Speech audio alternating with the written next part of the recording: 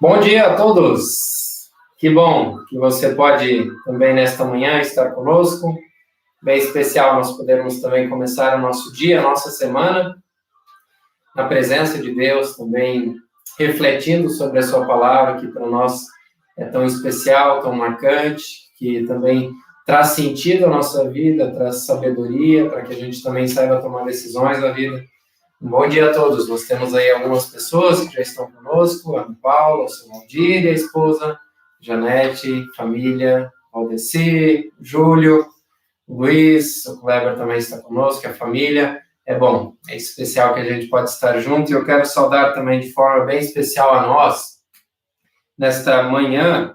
Alguns aí vão nos ver em outros períodos, mas eu quero saudar com a palavra de Colossenses, no capítulo 3, versículo 23 e 24, quando nós ouvimos assim, ó, que tudo quanto vocês fizerem, fazei-o de todo o coração, como para o Senhor e não para homens, cientes de que recebereis do Senhor a recompensa da herança.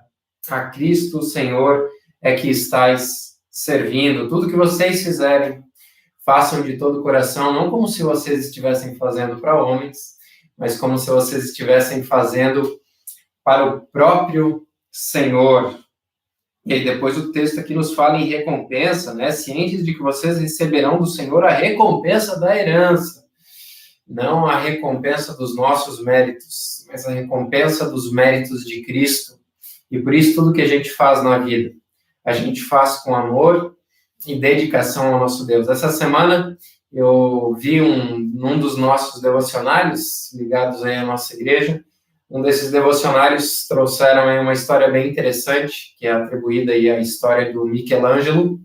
O Michelangelo, ele foi alguém que pintou o teto da Capela Sistina, lá na Idade Média, e nesse período da Idade Média aí, ele levou mais ou menos 5 anos para pintar, então, aí, o teto da Capela Sistina. Imaginar de uma estrutura cheia de curvas, de cantinhos e tudo mais, como sempre era o perfil nas igrejas daquele tempo. E naquele contexto, então, alguém uma vez perguntou para ele por que ele se preocupava, inclusive, em pintar as partes que ninguém veria. Porque ele pintava, inclusive, as curvas lá em cima no teto, onde só poderia ver alguém que olhasse de cima. Então, Michelangelo respondeu, porque Deus vê.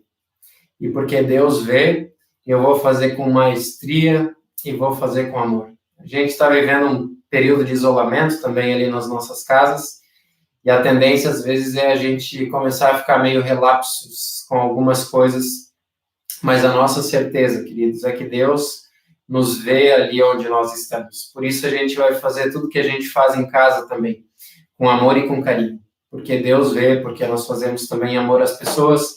E quando a gente cuida do nosso jardim, a gente está cuidando também da boa criação de Deus. Por isso que a gente vai fazer isso bem. Quando a gente lava a louça, a gente vai fazer isso bem. Porque nós fazemos para as pessoas, sim, para a nossa família, mas ao mesmo tempo fazemos para Deus. Deus vê. Queridos, nós não estamos sozinhos no nosso isolamento, mas Deus nos vê. E é em nome dele que nós também estamos reunidos nesse dia, nesse momento de culto. Esse Deus que é Pai, Filho e Espírito Santo.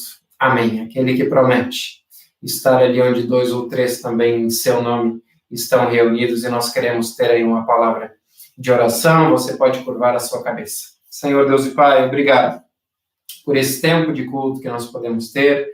Obrigado porque nós podemos acordar, Senhor, e refletir na Tua palavra, Senhor, e ao mesmo tempo saber que nós estamos uns com os outros, apesar das nossas distâncias. Obrigado que em tempos de pandemia e de isolamento, nós podemos aprender de Ti e aprender contigo, Senhor. Tu nos vês, Tu não és um Deus alheio, Senhor, e por mais que nos sintamos fracos, abatidos e sozinhos em tantos momentos da nossa vida, nós sabemos que Tu nos vês, Senhor, ali onde nós estamos, e certamente nós podemos sentir e saber que a Tua presença, Senhor, ela é conosco.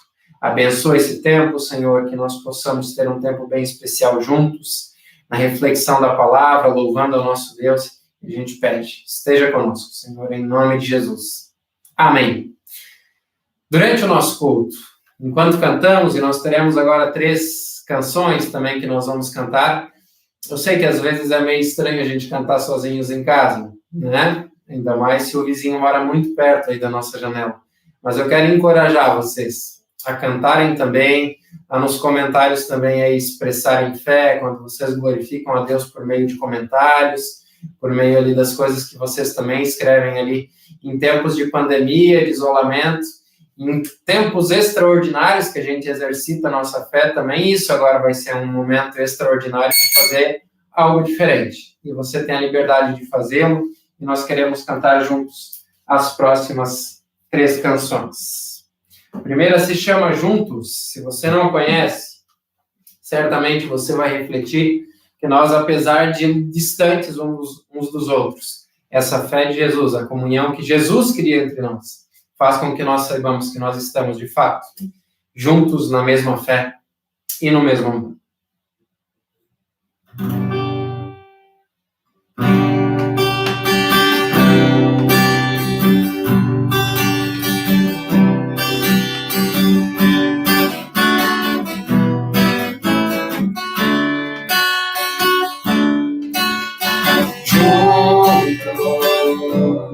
Na mesma fé, no mesmo amor, juntos na mente e coração, temos em cada um a mesma marca, o mesmo sangue, a mesma cruz. Juntos somos um corpo em Cristo, juntos somos um corpo vivo, corpo que adora e que serve, corpo que chora e se alegra, corpo que bate e rebate as cargas do irmão. Cordas que foram partidas podem de novo soar, onde a vida é mais vida, vivendo em Jesus. Onde a vida é mais vida, vivendo em Jesus.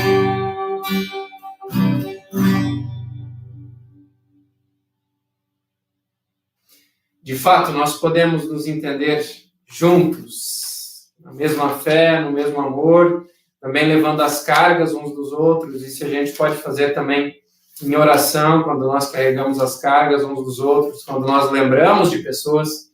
Inclusive, eu quero lembrar aqui, né, que o César Schwantz, que é um dos nossos membros da comunidade, participa nos cultos da manhã, fez uma cirurgia na última semana e testemunhou para nós aí que ele teve alta, que ele está bem. Ele já vem aí há mais de um ano sofrendo com problemas relacionados a uma doença, também animado, e a gente ora para que Deus esteja ali também com ele. Assim a gente leva a carga uns dos outros, quando a gente também demonstra empatia, orando uns pelos outros, e sabendo que nós somos todos irmãos. Cantamos juntos, Meu Coração Transborda.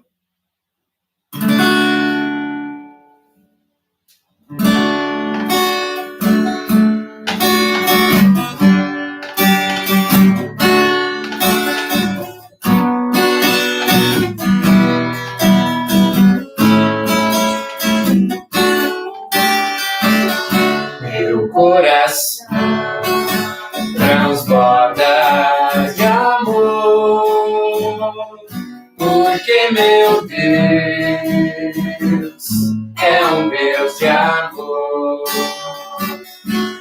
Minha alma está repleta de paz, porque Jesus é a minha paz.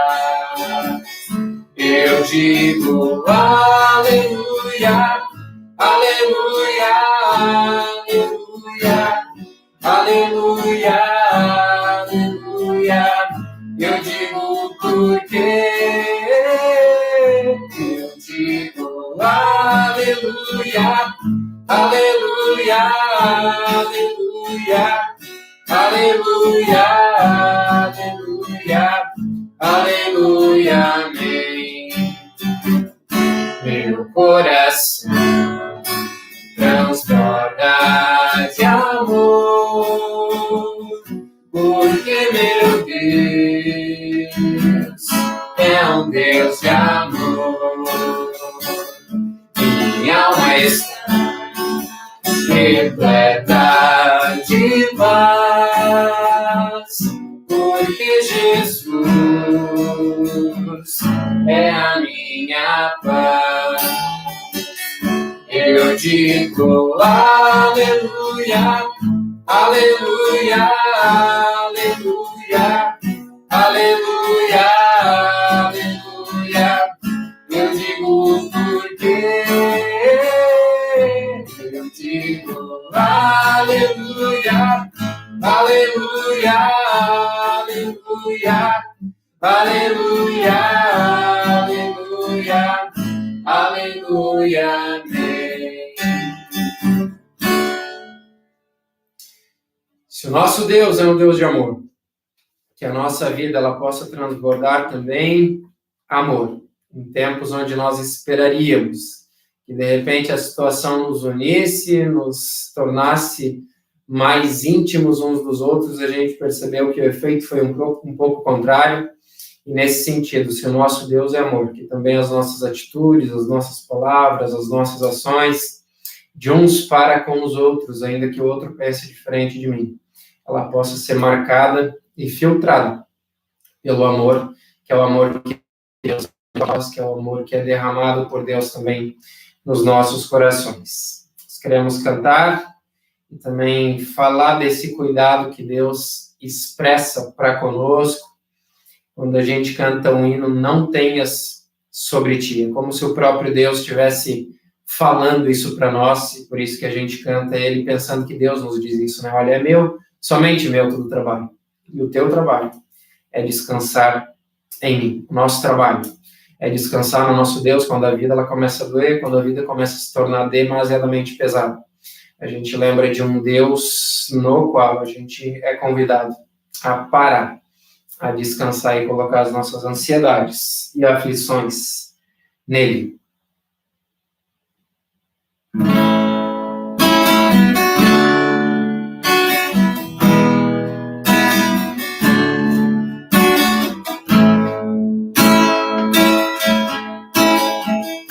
Não tenha sobre ti um só cuidado, qualquer que seja, pois somente um seria muito para ti. É meu, somente meu, todo o trabalho. E o teu trabalho é descansar em mim. É meu, somente meu, todo o trabalho. E o teu trabalho é descansar em mim. Não temas quando, enfim, tiveres que tomar decisão. Entrega tudo a mim, confia de todo o coração. É meu, somente meu, todo o trabalho. E o teu trabalho é descansar em mim. É meu, somente meu, todo o trabalho. E o teu trabalho é descansar em mim.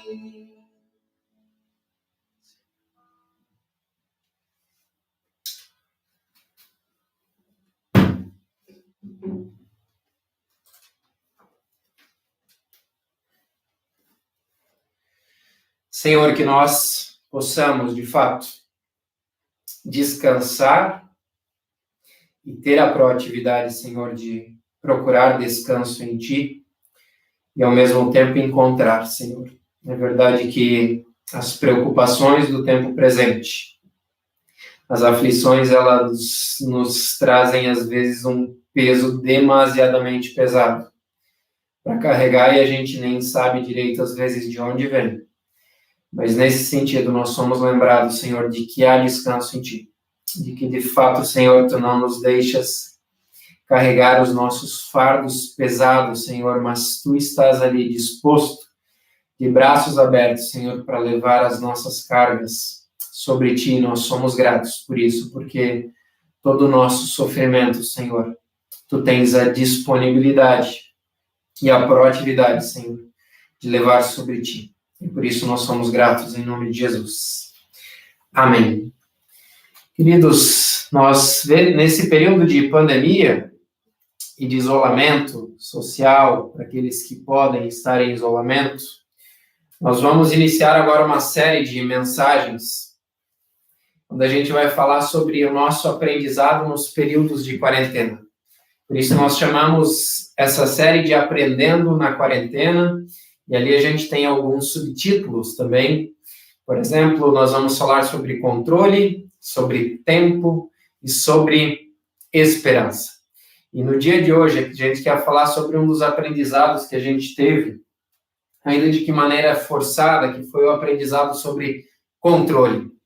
Controle é uma palavra que a gente não vai encontrar na Bíblia, assim tão facilmente, pelo menos não com essa expressão tão claramente assim. Mas controle, ela foi uma palavra que foi utilizada fortemente, grandemente, no período da Idade Média, e tinha a ver com a escrita que eles faziam em pequenos rolos de papéis lá, e de pedaços de papel, não papel como a gente tem hoje, é claro, onde ali eles faziam anotações no contrarótulo, é daí que vem a nossa palavra controle, de contrarótulos, e nesse contrarótulos eles escreviam todas as suas anotações, especialmente financeiras e numéricas, e ali eles exerciam, então, o domínio sobre a questão numérica das contas, das entradas, das saídas e tudo mais. Então, isso tem a ver com fiscalizar, com exercer domínio, e a nossa palavra controle justamente significa isso. Nós exercemos domínio, nós exercemos controle sobre alguma coisa. E uma das coisas que nós aprendemos aí nesse período foi sobre controle, ou sobre a falta dele. Eu quero trazer um texto bíblico para nós que fala basicamente sobre isso, que é o texto de Tiago 4, 13 até 17. Você ali pode também abrir a sua Bíblia, Tiago 4, 13 até 17. Eu leio na versão de Almeida.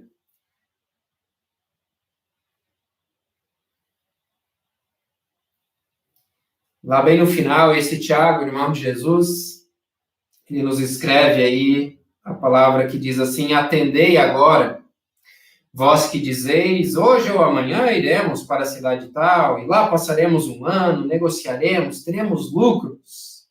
Vós não sabeis o que sucederá amanhã. O que é a vossa vida?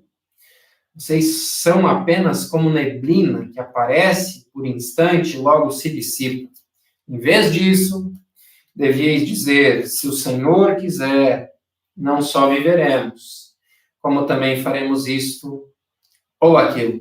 Agora, entretanto, vos jactais das vossas arrogantes pretensões, e toda jactância semelhante a essa é maligna. Portanto, aquele que sabe que deve fazer o bem e não faz, nisto está pecando. Hoje ou amanhã, iremos para a cidade tal, lá passaremos um ano, negociaremos, teremos lucro. Esse é um discurso popular desse povo aqui, e de repente a palavra que vem para nós é: olha, vocês não sabem o que vai acontecer amanhã. O que é a vossa vida? Vocês são apenas como a neblina, passageiros que aparecem e logo vocês vão embora. O que nós aprendemos na quarentena sobre controle? Nós aprendemos que nós não estamos no controle de todas as coisas. Se há algo que nós aprendemos a duras penas, é que nós não estamos sob o controle de todas as coisas nesse período. O sabão mais barato que a gente encontra no supermercado, ele é capaz aí de eliminar e de matar o vírus do Covid-19. E, ao mesmo tempo, nós nos debatemos, e a ciência se debate já há um bom tempo, para procurar uma vacina que possa matar isso quando isso entra no nosso corpo, e isso ainda não foi encontrado. Nós não estamos no controle. Nós não estávamos preparados para viver o que nós vivemos e o que nós estamos experimentando nos dias de hoje. Isso é até curioso, porque nós, de repente, jogamos a última partida de futebol e não sabíamos. Eu, lá no meu horário de quarta-feira, com o companheiro Adilson aí da igreja, a gente jogou o último horário na quarta-feira e a gente não imaginou que na outra quarta nós não estaríamos lá. Nós participamos do nosso penúltimo culto e não sabíamos que ele era o penúltimo culto até que as coisas pudessem se normalizar. Muitos de nós foi a última vez no estádio, assistir um jogo de futebol e não sabia que era a última vez. Nós fomos a última vez no restaurante com a família, antes de tudo voltar ao normal. Nós não sabíamos que era a última vez. Nós, de repente, demos a última pedalada com a bicicleta, não sabíamos que era a última vez. Fomos a última vez para a praia com a família, não sabíamos que era a última vez. Isso tudo nos parecia tão distante, tão remoto, e de repente a gente foi surpreendido rapidamente por isso e a nossa agenda foi virada de perna para cima. Nós não estamos no controle. A Joana e eu compramos passagens aéreas para fazer a nossa viagem para a Europa em maio, por uma cidadania aí que eu posso retirar lá, e a gente comprou ali no mês de fevereiro, mais ou menos, essas passagens, e já tínhamos notícias de coronavírus na China, só que enquanto a gente não sente na pele, a gente sempre acha que é coisa dos outros. A gente comprou, e a gente nem se deu conta do que poderia se tornar isso. O fato é que a gente aprende a sofrer as coisas, ou a gente aprende a lidar realmente com a coisa como ela é, quando a gente começa a experimentar na pele. E a gente não está no controle de todas as coisas. Esse é o primeiro aprendizado que a gente tem sobre controle, de que nós não estamos no controle de todas as coisas. A segunda questão é de que nós gostamos de controle.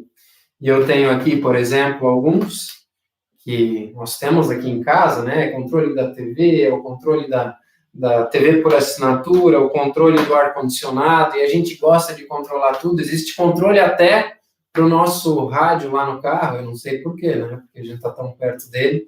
Então, a gente tem controle para tudo, e a gente gosta de controlar as coisas, isso faz parte do nosso perfil.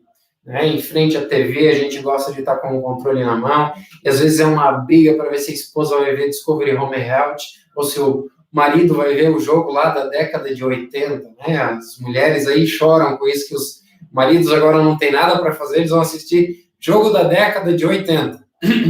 E acreditem, eles assistem como se fosse a primeira vez que eles estivessem vendo.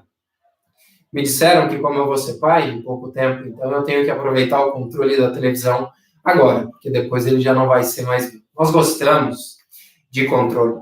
E por isso que muitos de nós não gostamos de andar de avião, por exemplo, porque o discurso que nós damos para não gostar de andar de avião é porque nós não estamos no controle do avião. Tem quem nem goste de andar como caroneiro num carro, porque ele fica com muito medo do que o motorista ele possa fazer, porque ele acha que ele é melhor em tudo, ele pilota melhor, ele dirige melhor, então é melhor que ele esteja no controle, que ele esteja no comando de todas as coisas. Nós gostamos de controle. E é ruim quando nós imaginamos que, de repente, as coisas não estão sob o nosso controle. O ser humano, ele quer estar no controle desde o Éden. E lá no Éden a gente já percebe um ser humano que ele quer ter autoridade sobre as coisas, que ele quer ser como Deus de fato. E é por isso que o pecado entra também na história da humanidade. Por isso que nós temos a Torre de Babel, numa tentativa de o ser humano tornar o seu nome célebre, de ser grande sobre os outros. Ali, o ser humano, ele quer ter controle. Em primeiro lugar, nós não estamos no controle de todas as coisas. Em segundo lugar, nós gostamos muito e, de fato, de ter controle sobre todas as coisas. E, em terceiro lugar, a gente precisa assumir, na prática de que se nós estamos no controle, isso, na verdade, é um verdadeiro desastre. Se você já assistiu o filme Clique, no filme Clique, nós temos um cidadão lá, que é o personagem do Adam Sandler, e esse personagem do Adam Sandler, no filme Clique, ele tem um controle mais ou menos desse tamanho, ele é um controle que ele adquire, e com esse controle ele pode ser responsável por controlar o seu próprio universo. Ele pode pausar as cenas da vida, ele pode avançar as cenas da vida, ele pode rever momentos especiais da sua vida. E vamos lá, é um filme muito humorado, e a gente gosta desse filme. E nesse contexto, a gente percebe que por mais que esse filme seja bem engraçado e nós damos boas risadas, ele traz uma realidade dura sobre nós, seres humanos, de que quando nós estamos no controle da nossa vida e da nossa jornada, isso, na verdade, se torna um verdadeiro desastre. E o personagem do Adam Sandler, tendo o controle da sua vida, ele começa a avançar as etapas em busca dos seus sonhos pessoais e dos seus projetos pessoais que ele poderia fazer, mas a sua vida não poderia se basear nisso. E ele começa a avançar as cenas da vida, avança as etapas e passa etapas super importantes da sua esposa, dos seus filhos, perde inclusive o momento em que o seu pai morre e não experimenta ali o último eu te amo que o seu pai dá para ele. Ele revê nas cenas da sua vida que ele foi irrelevante, indiferente ao seu pai no último momento de vida do seu pai. E naquele contexto ele percebe que ele está, então, num contexto totalmente complicado na sua vida e desesperado, porque ele avançou as etapas da vida, e por mais que agora ele fosse um empresário de sucesso, ele perdeu tudo. Ele perdeu o amor da sua família, ele perdeu os momentos mais marcantes no crescimento dos seus filhos, e ele percebe que, na verdade, ele falhou. Nós falhamos, queridos, cruelmente, quando nós estamos no controle. Nós falhamos cruelmente contra as pessoas, nós falhamos e erramos absurdamente em relação ao nosso relacionamento com Deus, nós não aprendemos com os erros da nossa própria história, e a gente, como diria o Nietzsche lá, nós estamos sempre num eterno retorno, cometendo os mesmos erros que os nossos antepassados cometeram em outros tempos, porque nós não aprendemos com a nossa própria história, e nós continuamos cometendo os mesmos erros, porque nós achamos que, de fato, nós estamos no controle, e se o ser humano está no controle, isso, na verdade, se torna um grande desastre. Porque o ser humano no controle de todas as coisas, só pode acontecer uma coisa. Nós chamamos de pecado. O ser humano no controle é um verdadeiro desastre. E é por causa dos controladores deste mundo que nós temos tanta miséria, tanta desigualdade, tanta tragédia que nós experimentamos o tempo inteiro também nas nossas vidas. Em contrapartida, se nós no controle somos uma tragédia, quando a gente perdeu um pouquinho o controle das coisas e a gente agora não tinha as coisas nas nossas mãos, naturalmente nós começamos a perceber algumas outras coisas. De repente, porque o ser humano ele não estava no controle de todas as coisas, o controle do ser humano tem a ver com crescimento, com prosperidade, com economia arrombando, e se a gente agora não estava no controle de todas as coisas, de repente, o nosso ar ele ficou visivelmente mais limpo, segundo estudiosos, e também as pessoas puderam experimentar isso em vários lugares.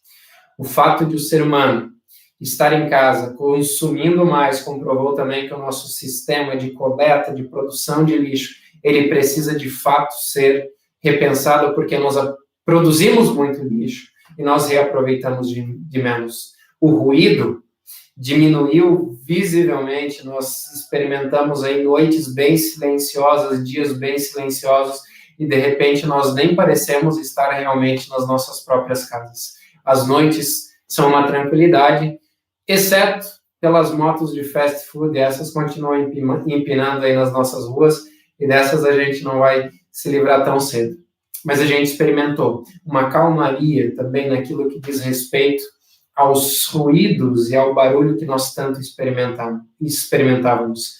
Quando nós saímos do controle, nós de repente aprendemos a lidar e a experimentar coisas que antes a gente não conseguia, que é tempo sem fazer nada.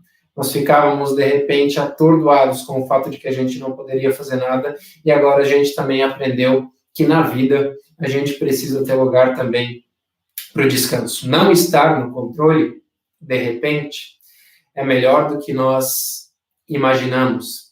E ali existe espaço, queridos, para que a gente possa aprender, para que a gente possa crescer. Esse é o terceiro ponto. O ser humano, quando está no controle, é uma verdadeira tragédia. E o quarto ponto que eu quero trazer para nós é: Deus está no controle. Ou poderia até ser uma pergunta: Deus está no controle, de fato, também da sua vida? Isso é algo que a gente precisa se perguntar. Além de a gente, de fato, expressar, olha, Deus está no controle, a gente precisa perguntar: Deus, Ele está no controle da minha vida? Porque isso acaba se tornando um jargão muito popular e a gente faz uso dele, mas de fato a gente às vezes nem reflete se de fato realmente Ele está no controle das nossas vidas. E se a gente afirma categoricamente que Deus está no controle, alguns vão perguntar: e por que, se Deus está no controle, então a gente experimenta tanta fome, tanto caos? Sim, queridos, Ele está no controle. E alguns vão dizer, então, de fato, Ele enviou o coronavírus? Não, Ele não enviou o coronavírus. Esse é mais um resultado do nosso controle. Quando o ser humano imagina que está no controle, a gente experimenta coisas como essa. Mas, de repente, Deus tenha permitido o coronavírus? Sim, a gente pode dizer que sim. E, de repente, com a permissão de Deus em relação ao coronavírus que está aí, Ele, de repente, queria nos ensinar várias coisas. Se a gente vai aprender, isso são outros 500. Mas, de repente, com o coronavírus, Ele quer nos ensinar que nós precisamos ser menos em nós mesmados. E o coronavírus e os cuidados que a gente precisa ter em relação a ele diz muito mais respeito com o cuidado com os outros do que propriamente com o cuidado comigo. E, de repente, ele quer nos ensinar que a gente viveu sempre a nossa vida pensando apenas em nós mesmos e a gente precisa aprender, nem que seja na marra, a aprender a pensar também nos outros. Com uma pandemia como essa, a nossa igreja, por exemplo, iniciou um trabalho de cestas básicas.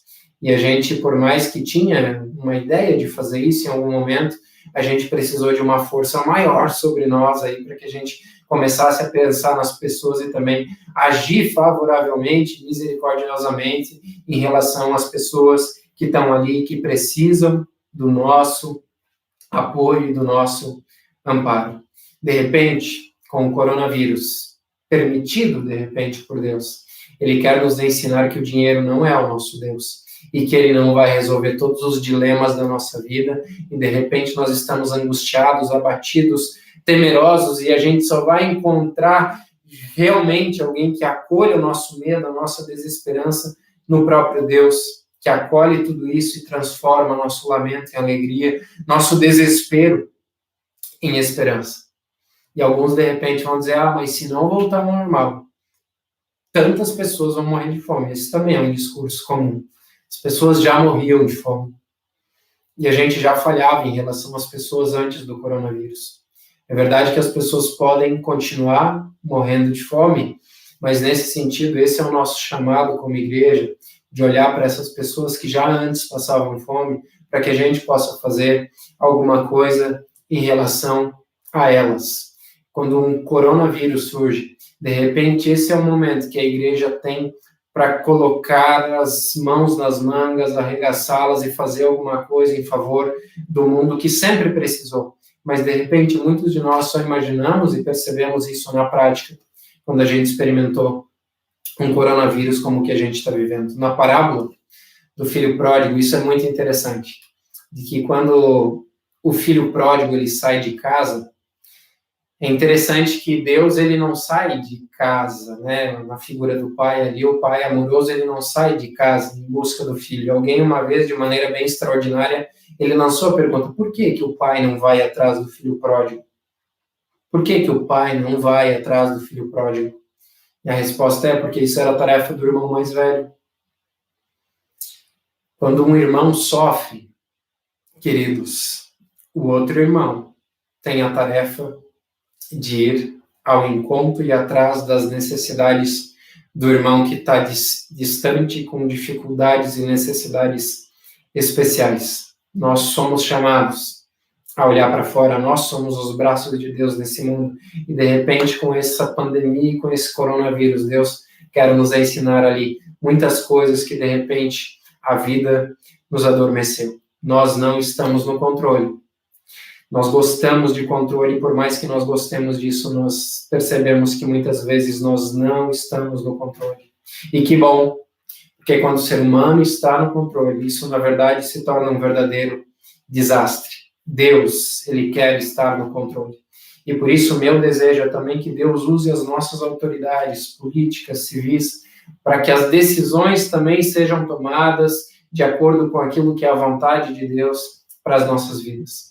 As autoridades são instituição divina, não necessariamente as pessoas que estão lá, porque quando nós decidimos e controlamos o nosso voto, às vezes a gente faz mal. E a gente está pensando nisso genericamente, a gente sofre politicamente um bom tempo. Mas nesse sentido de dizer, olha, que Deus dê sabedoria para as nossas lideranças, e a gente precisa orar por elas, de fato, para que elas tomem boas decisões, não baseadas no orgulho pessoal, não baseadas nos interesses pessoais, mas baseadas naquela que é a vontade de Deus para as nossas vidas. Que Deus esteja, de fato, no controle e que Ele possa colocar a sua vontade aos corações daqueles que precisam tomar decisões. Isso tem a ver com aqueles que estão em lideranças de prefeituras, em municípios, nos estados, no nosso país, no nosso mundo, mas também tem a ver com as decisões que nós tomamos ali no nosso dia a dia. Que Deus dê sabedoria, para que quando nós temos controle nas mãos para decidir alguma coisa, que a gente possa fazer isso pensando o que Deus espera que eu decida aqui nesse contexto. Que Deus te abençoe, a você e a mim, que a gente possa saber que Ele quer estar no controle das nossas vidas.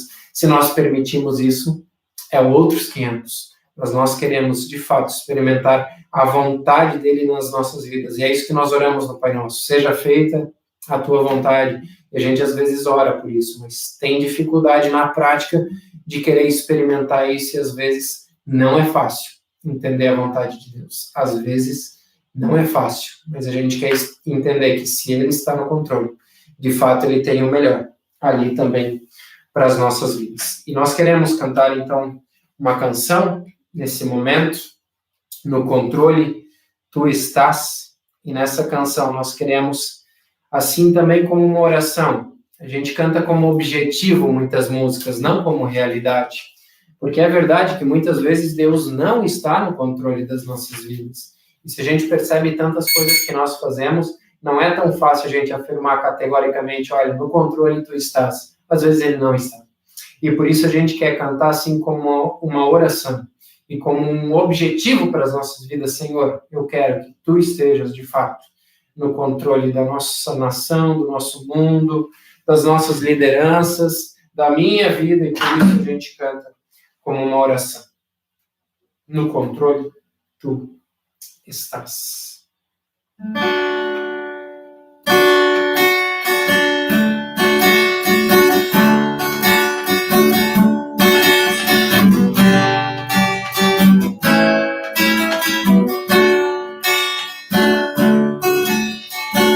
És meu pastor e nada faltará, as águas calmas me levarás, trazendo paz ao meu viver. E pela mão vais me guiar, quando no vale eu passar, não temerei. Pois no controle tu estás, no controle tu estás, no controle tu estás, no controle tu estás. És meu pastor e nada faltará, as águas calmas me levarás, trazendo paz ao meu viver. E pela mão vais me guiar, quando no vale eu passar, eu não temerei, pois no controle tu estás, no controle tu estás, no controle tu estás, no controle tu estás. Fazes tudo cooperar para o bem, pois um plano soberano tens e conheces quem eu sou. E criaste o que sou, e me amas como sou, pois no controle tu estás, no controle tu estás, no controle tu estás, no controle tu estás. Senhor, esteja no controle das nossas vidas, que a gente experimentar a Tua vontade em cada situação das nossas vidas que nós precisamos tomar decisões. Guia, Senhor, nossas autoridades municipais, estaduais, Senhor, nacionais, mundiais, para que a gente possa ter ali decisões realmente marcadas, Senhor, pela Tua vontade, não por vontades humanas, Senhor. Que o nosso orgulho, Senhor, que os nossos ideais pessoais, Senhor, humanos, eles sejam afastados, Senhor, na hora de tomar decisões, e que, de fato, o amor que vem de Ti, Senhor, a sabedoria que emana de Ti, ela possa ser o centro para decisões sábias nesse mundo. Abençoa cada um ali nos seus lares, Senhor. Nós estamos com muita saudade, Senhor, de estar juntos. Nós temos muita vontade de estar juntos pessoalmente, mas entendemos, Senhor, que a gente ainda precisa ter cautela nesse tempo, Senhor, porque nós queremos preservar vidas, Senhor, e a Bíblia nos chama a isso, a preservação de vida, Senhor, e nós não podemos testemunhar, Senhor, contra as Escrituras, porque elas falam, Senhor, constantemente na preservação da vida das pessoas. Obrigado porque nós podemos estar juntos, ainda que de maneira online, Senhor, mas é uma bênção, Senhor, das Tuas mãos. Nós não imaginaríamos poder celebrar um culto como esse 10 anos atrás, Senhor, mas hoje nós temos a possibilidade, Senhor, por isso nós Te louvamos por isso. Tu estás no controle, permanece conosco, abençoa-nos, nos dê um domingo abençoado, uma semana abençoada, e que nós possamos ir na Tua paz e servir-Te, Senhor, com alegria. Amém. Que Deus te abençoe e tenha um abençoado domingo. Esperamos nos ver em breve, de fato.